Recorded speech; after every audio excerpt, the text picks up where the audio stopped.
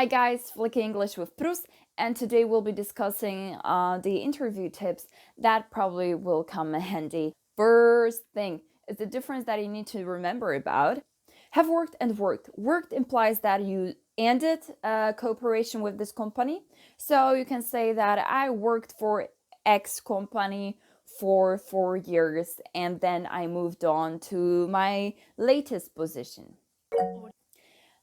When you use have worked, it implies that you still work there. You can also use the present perfect continuous to highlight the continuity of the action. So I have been working at, let's say, Google for 5 years. Wish. So also you need to remember about two kinds of prepositions. I worked for NASA for 5 years. Or I worked at NASA for 5 years. And then I moved on to Google. Second thing, be concise. What it means to be concise is to pack as much information as you can into as short a sentence as you can produce. Remember that when you're concise, it gives you much more control over what you want to say and over the information you pass to the recruiter. How to be concise? Well, we have a tendency to speak and speak and speak. In this situation, my tip would be to write down 3 key information for each position and to choosing one thing that I mastered and I can talk about. Let's say one project as this kind of example of saying that, hey, I'm a great multitasker, or hey, I'm a great project coordinator. Remember that you need to give examples to what you say. You cannot just, say, I'm a great multitasker. And the recruiter will be like, really? Can you tell me something about it? Third thing. There are,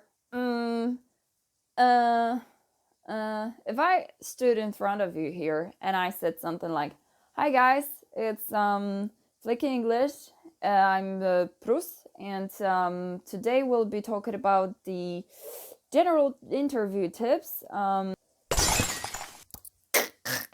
But how to avoid it? This is the thing that we do unintentionally most of the time. Be familiar with silence between your words. It's obvious that you need to think about the later part of the sentence that you need to produce.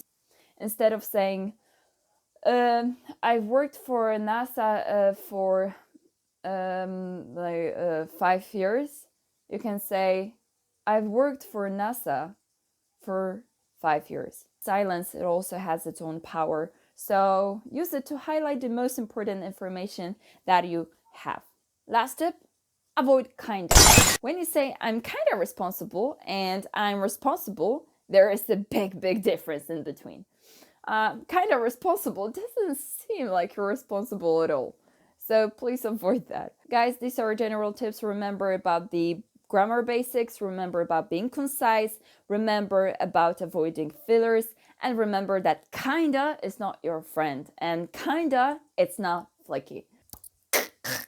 If you want to learn vocab for the English interview or how to answer questions in a very concise manner, subscribe and I'll be also adding videos about that.